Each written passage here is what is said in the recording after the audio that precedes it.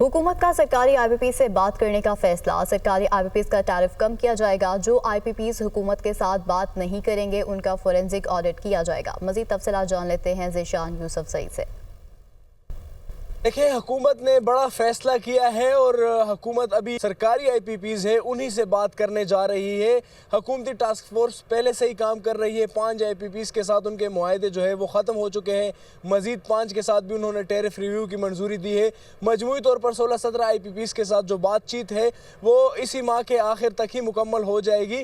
लेकिन उसके बाद अगले मरहले में हुकूमत ने फैसला ये किया है कि जो सरकारी IPPs है उनके साथ उनके टैरिफ पर बातचीत की जाए और उनके जो रिटर्न हैं उन्हें कम किया जाए। अगर सरकारी IPPs की बात की जाए तो तकरीबन 18,000 मेगावाट से ज़ायद ये IPPs है, जिनमें थर्मल के भी है, हाइडल के भी है और न्यूक्लियर के भी है। लेकिन सबसे ज़्यादा जो है उसमें हाइड्रो पावर के जो पावर प्लांट्स है वही है और उन्हीं से बातचीत की जाएगी और उन्हीं के रिटर्न्स को कम किया जाएगा ताकि सारिफिन को रिलीफ दिया जा सके।